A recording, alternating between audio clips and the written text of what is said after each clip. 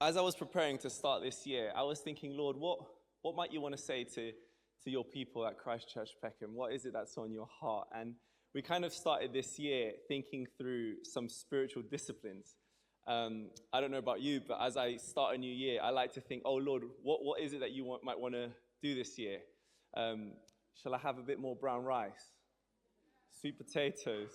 I had a health coach once upon a time that when I was doing a competition said, oh, eat brown rice, eat sweet potatoes. And I thought, okay, that's a good idea. And then I went, I'm Colombian. So we have white rice, with coffee. So I just couldn't stop the white rice. And I said, maybe, Lord, this year I'm going to have a discipline of more brown rice. So maybe some of you, as you start a new year, you've got new habits, new things that you're thinking about for your personal life. But what I was trying to think about, in our own walks with Jesus, what might be the disciplines, the habits, the practices that might help us live out the life that God has called us to live? And for a few weeks, we looked at what does it look like to read the Bible, read it daily? What does it look like to rest weekly? What does it look like to rejoice frequently? Then we had David Thomas talk to us about prayer. And what would it look like for us here at Christ Church Peckham to be a people of prayer first and foremost? And that's one of the things we really would love, that our church would be a house of prayer. I really want to encourage you, if you haven't yet been able to come to a Friday night prayer meeting where we have extended times of worship, I really want to encourage you to make that a priority this year, to make prayer a priority as often as you can. And then last week, we looked at, as these disciplines take form in our life, what's the fruit of that? And we began to see how actually, as we take hold of these disciplines, God begins to shape our hearts to become more like Jesus. And last week we looked at a few of the characteristics that form our heart to become more like Jesus. And some of those disciplines were taking a posture of humility, embracing a culture of honor, and preparing a servant heart. And we saw how actually as we do that, you begin to discern God's will for your life. I found that as we begin to live out these practices is actually how we become the men and women God's called us to be. Do you want to know who God's called you to be? Do you want to know what God's made you for? Do you want to know what you were destined for in this life? Do you want to know why you were created? Well, today we're going to look at another passage. And today we're going to look at how to fulfill your purpose in 2025. If you're able to, would you be able to go with me to the book of Matthew? And we're going to look at the Gospel of Matthew, chapter 16, verses 21 to 28. And they're in your red Bibles. If you've got red Bible in front of you, please turn to page 989. Sorry, wrong page. 984. And the verse will also appear on the screen, but I like having a paper Bible. So 984. And this is the gospel according to Matthew. From that time on, Jesus began to explain to his disciples that he must go to Jerusalem and suffer many things at the hands of the elders, chief priests, and teachers of the law, and that he must be killed, and on the third day rise again. Peter, his friend the apostle, took him aside and began to rebuke him.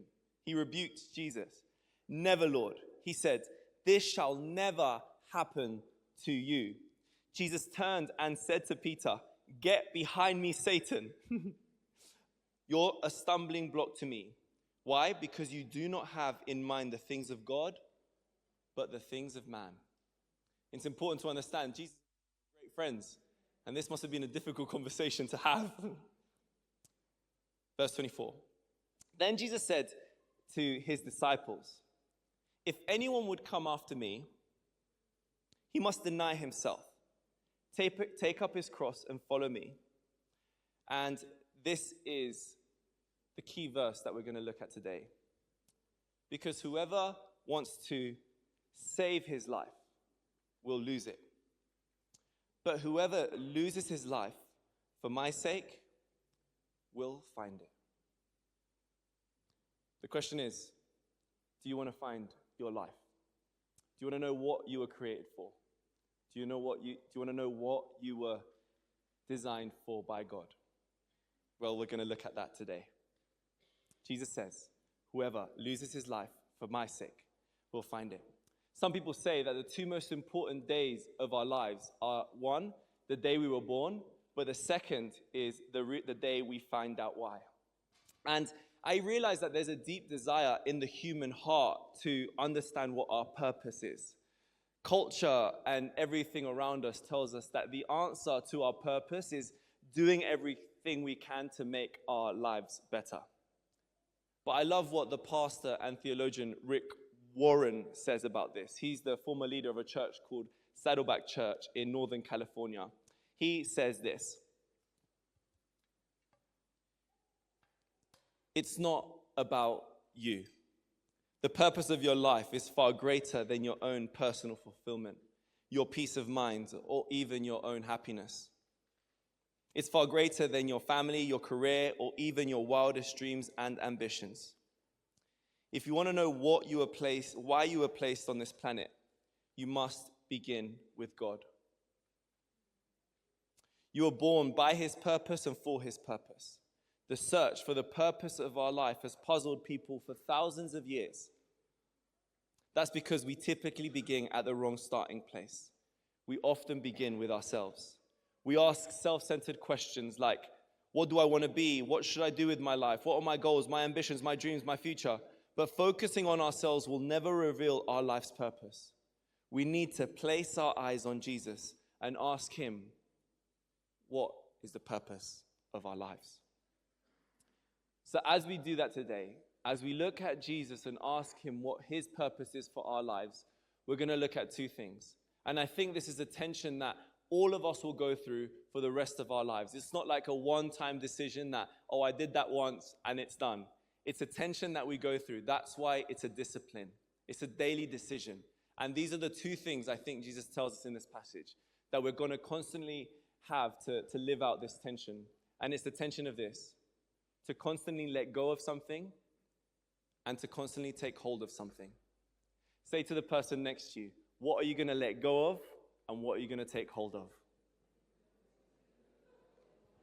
So let's look at this first discipline that Jesus gives us to find our purpose in 2025. The first thing I think Jesus tells us to do is to let go of something. Look at Jesus' words. If anyone would come after me, if anyone wants to follow Jesus, if anyone wants to be his disciple, if anyone wants to call themselves a Christian, it's not an easy thing. It's a very, very, very hard thing to do. This is what Jesus tells his disciples to do. The very first thing, let them deny themselves. Let go of something. And I find it, honestly, so hard to deny myself. Can I tell you guys a little secret in which I find it very difficult to deny myself? I mean, yes or no? I don't know if you... Okay, but hopefully that just stays between us. Don't tell anyone else. I find it very, very difficult to stop myself buying more gym clothes. Every time I do it, I just say, I'm not going to buy any more. I don't need any more. But honestly, sometimes I think it's the devil himself that goes on the Lululemon website and forces me to just buy one. He whispers in my ear, no, that you haven't got that color, or you haven't got the and then I just end up doing it. And I find it really, really hard to kind of deny myself. Maybe that's a discipline I need to put in my life this year. No more gym clothes. But here, what Jesus is telling his disciples to do is to deny themselves of something far more important than things like gym clothes. I like what the theologian Warren Wiersbe writes about denying ourselves. He says this: denying self, it's not the same as self-denial. Because we practice self-denial when, for a good purpose, we occasionally give up things or activities. But we deny self when we surrender ourselves to Jesus and we determine ourselves to obey his will. And just like last week, everything Jesus tells us to do, it's very difficult to actually do. Because what Jesus commands us to do is to live counter to the culture of our day. Jesus' words were completely countercultural in Judea, where he was speaking over 2,000 years ago. And they're counter to the culture we live in today here in Peckham in 2025. Because the world will tell us, you should never deny yourself. The world and the culture around us would say, we should do and be whatever, you should be and do whatever you want. You should be able to think what you want. You should be able to do what you want. You should be able to want what you want. You should be able to do whatever sounds good to you and feels good to you. The culture says you should never be uncomfortable or inconvenienced. The culture says to you that you need to put yourself above everyone else. I think there is very little our culture hates more than the very thing Jesus commands us to do, to deny ourselves. Jesus' call to his disciples every time he met new disciples, even if they were fishing or if they were in a tax collector's booth, whatever they were doing, Jesus says to them, look, come and follow me. Let go of everything that you have. Some of them were fishing, some of them had nets in their hands, some of them were at work, and they had to drop everything and follow him, because the very first thing all of us need to do, if we're going to follow him and fulfill the purpose he's placed in our lives, is to let go of something. And guess what? The thing Jesus calls us to let go of, it's normally something we don't want to let go of. It's something that's going to be really, really hard to let go of. Often in the Bible, there's what the Bible speaks of, which is idols. And idols often are, it's probably a term we don't often use, but idols can be referred to as things that can creep into our lives, and without us knowing it, they end up taking first place. We often mistakenly believe that these things, these idols, can give us the peace, the love, the joy that only God can really give us. So what ends up happening is that we try to do everything in our power to pursue these idols, and without knowing it, they become the God of our lives. They begin to become the things that determine our motives, our priorities, and everything that we do. For me, for so long in my life, I grew up with a deep wound of rejection. I was born in a difficult environment. My family was really broken. The family I was born into was really broken. My mum was going through a really challenging time at the time. By the grace of God, my mum's now an amazing superhero who serves every Sunday, who God's done amazing work in her life. You often find her in a cafe. She's a driving instructor. She's the best. But my family was really broken. I was born in a prison, and both my parents were drug addicts and criminals, and there's not a single person in my family that was married. I was brought up by my grandmother, and there was not a single marriage in my entire family that I could see when I was growing up. So I grew up with this deep wound in my heart of wanting to be loved. That meant that I tried to find love in all the wrong places. I got kicked out of school. I went to prison when I was 17. I came out of prison. I just got heavily involved in drugs. And I was just trying to find approval from people. I was just trying to make people want to like me and make people think that I was cool when I wasn't. But really, deep down, I just wanted to be loved. And it meant that I opened myself up to just horrible relationships and horrible things. By the time that I was 19, I was just completely lost. I had no hope, no purpose, no meaning in life. And it's in that broken place that Jesus came to find me. I was in a drug den just up the road in Vauxhall, and God sent someone to tell me that he loved me and he had a plan for my life. And My life was never the same again. I became a Christian, and I was so on fire for Jesus when I became a Christian. I had like what we call connect groups, Bible studies, almost every single day of the week, some of which have gone on for almost 10 years. But at the time, I was so on fire, I would do anything. But I realized even then that I still found out that I had this wound of rejection. I got into a relationship when I was 22 with actually an incredible person, but I realized that bit by bit, this relationship started to take me away from my relationship with God. I began to live in a way that I know what I wasn't proud of, that I knew wasn't right, and I could feel the conviction of God's, that I would hear him say to me, I would never bring something into your life that would bring sin into your life. I just felt it so clearly that he would say, if I had something for you, it wouldn't take you away from me and it wouldn't bring sin into your life. But there was just such a wound in my heart that wanted to be loved that I felt like I had this idol of marriage. I felt that if I got married, if I could have a family, then maybe this wound in my heart would be healed. So I kept going in the relationship. I got engaged and we were almost about to get married until I just felt the conviction so hard, so strongly in my heart, where I just felt the Lord say, like, you can choose. Like, I'm still going to love you. I'm still going to bless you. I'm still going to be with you. But I felt God say, I want you to lay this down, and I want you to put me first in your heart. I felt him say to me, I want you to trust me with everything that you have. And it was just so hard for me to do that, because I felt like I was just so close to kind of beginning to break the chain of my whole family. No one had been married, and I was just so close to it. But I just felt God say, no, just lay it down and just trust me with your heart.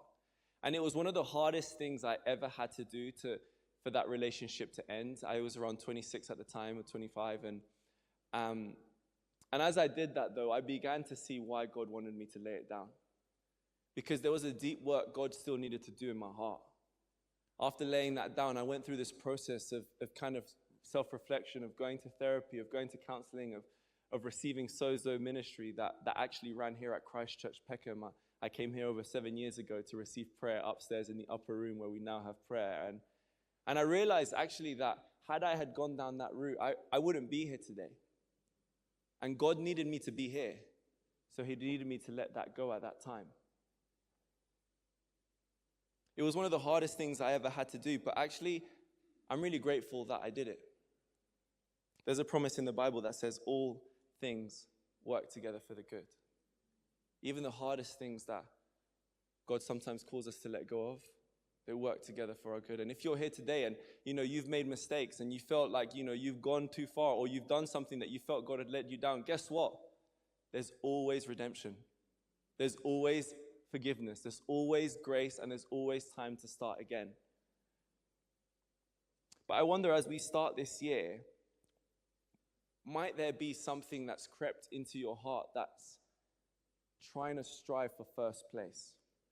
Might there be an idol in your heart that you think, that without even knowing it, actually is the thing that you want more than anything else in this world?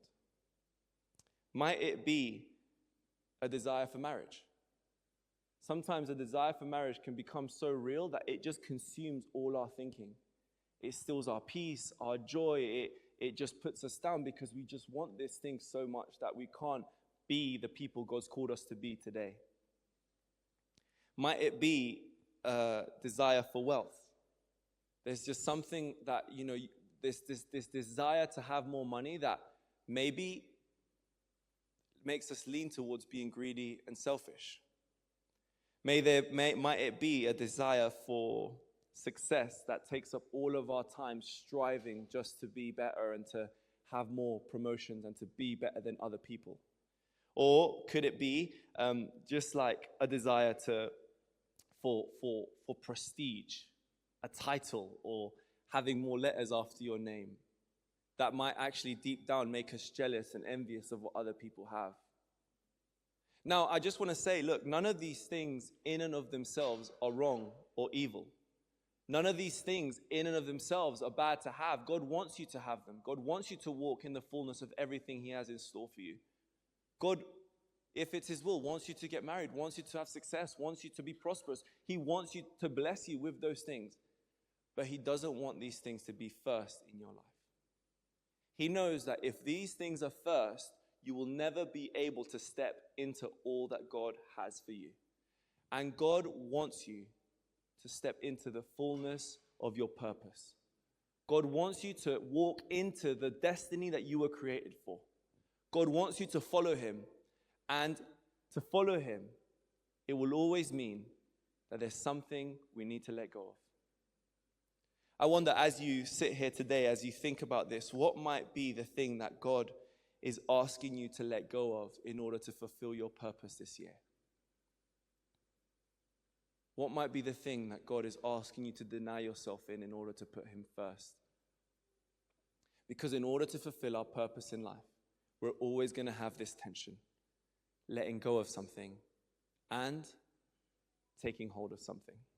Let's look at what Jesus says in verse 23. He turned to Peter and he said to Peter, his friend, "Get behind me, Satan." I just would have wanted to be there to see what that was, Peter's face. He says, "You're a hindrance to me." Why? Because you're not setting your mind on the things of God, but you're setting your mind on the things of man. And Jesus continues to say this, "Because if anyone would come after me, let him deny himself, let go of something, but also take up his cross and follow me." Take hold of something. Just in the verses before this, there's an interaction that Pete is having with Jesus. And Peter actually confesses that Jesus is God. Peter understands, look, you are the Messiah, the one who was prophesied to come, to die for us, to redeem us, to forgive us. He says, you're the Messiah. And then Jesus says to him, yes, you're right, I am the Messiah. But I haven't come to this world to set up an earthly kingdom. I've come to set up a heavenly kingdom. You see, Peter thought that when the Messiah would come, he would overthrow the Roman authorities, and Peter and all his friends would have these positions of power and prestige. And he was quite excited about that, I can imagine. But Jesus actually said to him, no, I've come to set up a different kingdom. And I haven't come to rule in an earthly sense. I've come to die. I've come to die on the cross so that everyone could receive forgiveness for their sins. Jesus picked up a cross and was crucified for you and for me. Now, crucifixions don't take place anymore, thank God, but what Jesus went through was incredibly brutal. Crucifixions were the most gruesome way of murdering criminals at the time. Jesus' beard was ripped out. Jesus had his flesh was hanging from his body after he was being whipped with chains. Jesus, the God of this universe, was spat at and ridiculed. He was slapped by the people he came to love. And even at the very end of his time, his very friends rejected him, betrayed him, abandoned him, and left him. But Jesus knew that he had to come to die for you and for me so that we could be forgiven. And there are some of you here today who perhaps have never received Jesus into your life. You've never asked Jesus to forgive you. And I think today might be the day that one or two of you say today, actually, I know I haven't walked with God. And today, in a few moments, I'll give you an opportunity to say, actually, I want to receive that forgiveness. Because of the cross, we can all receive mercy. We can all receive forgiveness because of what Jesus did. But because there are no crucifixions in our world today, thank God, but there is still a cross Jesus asks us to take hold of. There will be something in your life that Jesus will ask you to take hold of that will cost you something, that will be difficult to carry. And guess what? Like Jesus and Peter, your friends and family members will probably tell you not to do it, that you're doing too much, that it's too much of a sacrifice. The world around you would say, no, keep your mind fixed on the things of man. But what Jesus wants you to do if you're going to step into your purpose in life is to keep your mind fixed on the things of God. This is the way to fulfill our purpose in life. To let go of something and to take hold of something. To take hold of a calling to take hold of an attitude, to take hold of something like a cross that would ultimately bring the end of ourselves, that would in some ways kill us, kill ourselves, but raise us up to the life God has created for us to live. One of the people I really love that I felt has done this so well, and I'm always inspired by her life, is a woman called Jackie Pullinger. Here's a picture of Jackie Pullinger. Jackie's story is told in a book called Chasing the Dragon.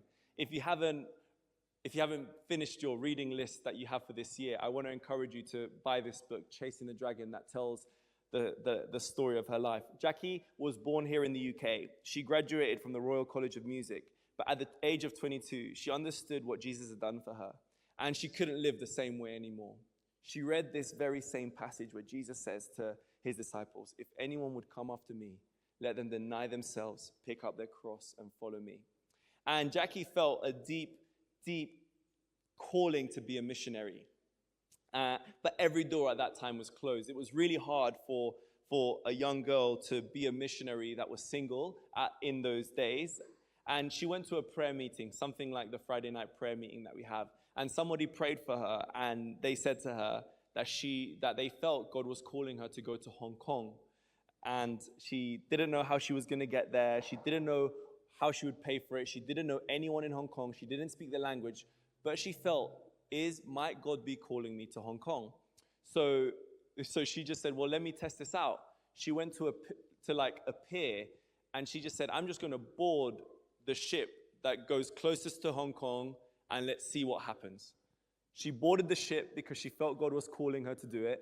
She got off in Hong Kong, and then she went to this place in Hong Kong called the Walled City. Here's a picture of the Walled City.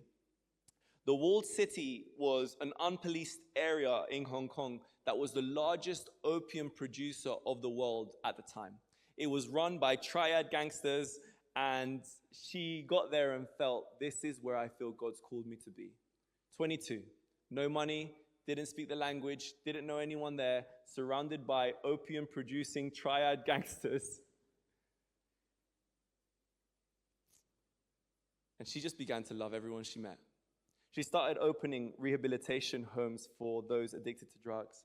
She began to see people healed, accepting Jesus, and evangelizing other gangsters while they were in prison serving life sentences. One of the things that most encouraged me about Jackie's life was that in this crazy world where God had called her to, she really just took steps of faith. Because some of those triad gangsters couldn't read or write, they couldn't read the Bible, even if it was translated. So Jackie said to them, well, let me pray for you, that you might be able to read the Bible. And she'd begin to pray for these triad gangsters that they would have the ability to read the Bible.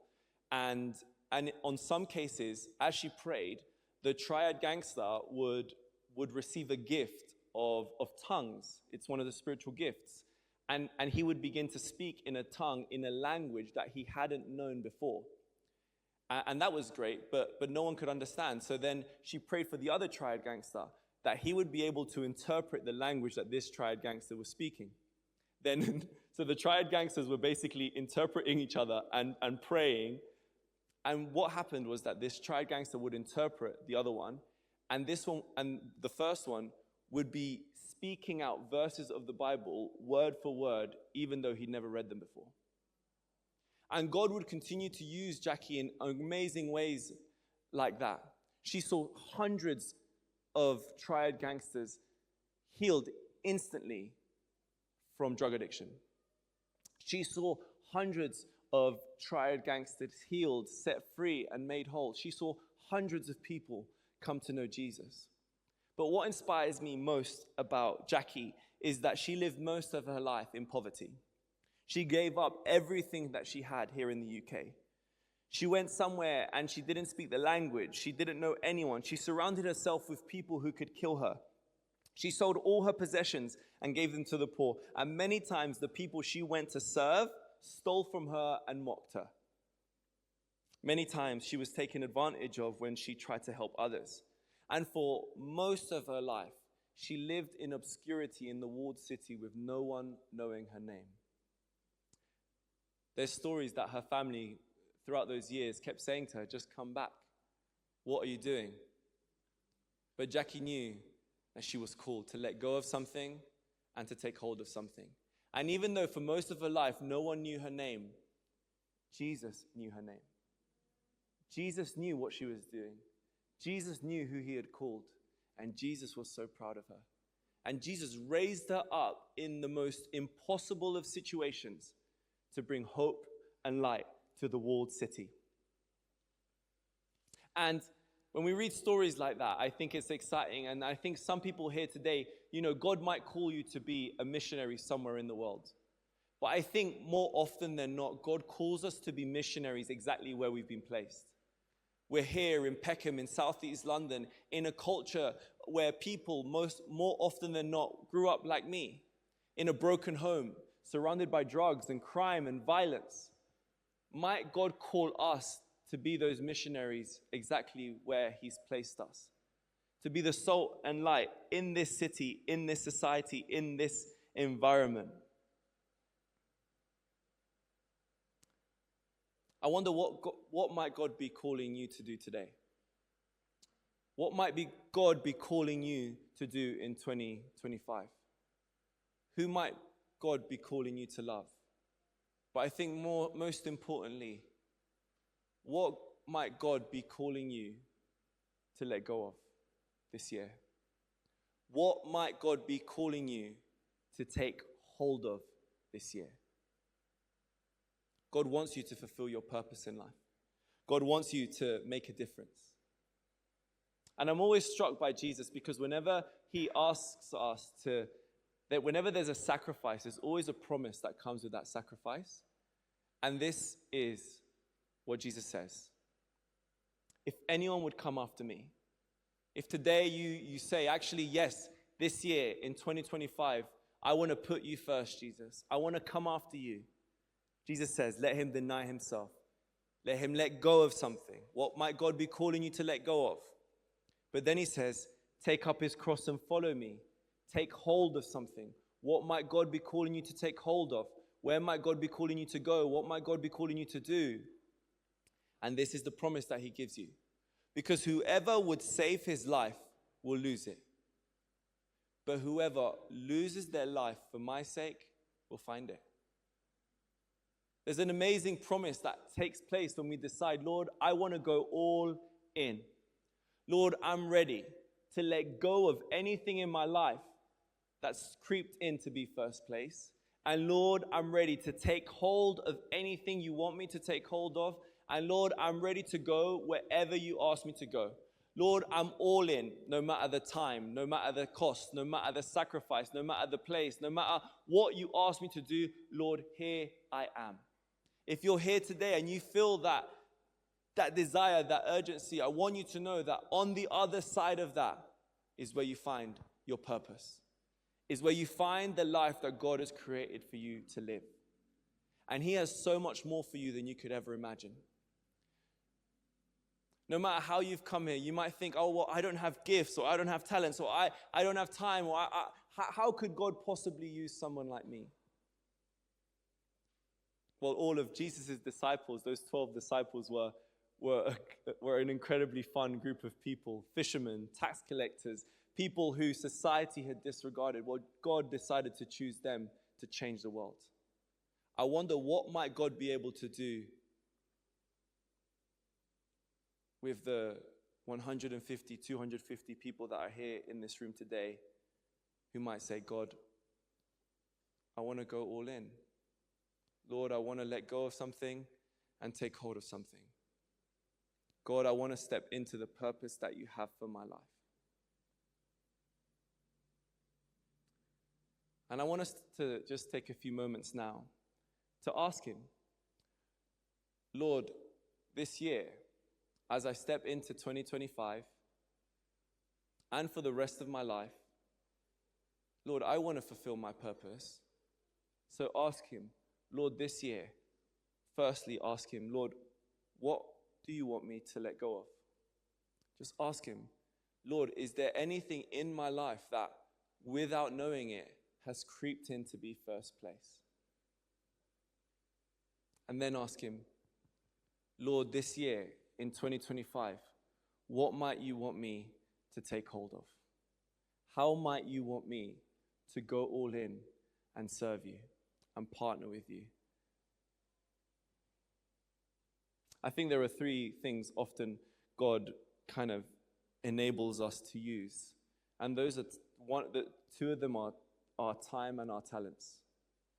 As you think and as you pray, you can ask him, Lord, with the gifts you've given me, no matter how big or small or what they look like, God, with what you've given me, how might you want me to serve you this year? With the gifts you've given me, or perhaps the time you've given me, God, how might you want me to serve you and take hold of something this year to partner with you? Or for some of us, it might be our treasures. Maybe for some of us, all of us, God has given some amount of resources to. And you might think, Lord, this year, may I partner with you with my resources and giving towards the work to make a difference in Peckham, in Southeast London, and even the world. But you have to ask him, Lord, how do you want me to partner with you? Lord, I want to fulfill my purpose. Lord, I want to go all in. Lord, I don't want to be the same. I don't want to live this life the same way I lived it in 2000. Lord, I want to go all in 2025. I want to find my purpose. Or just ask him, Lord, what are you asking me to let go of? And what are you asking me to take hold of?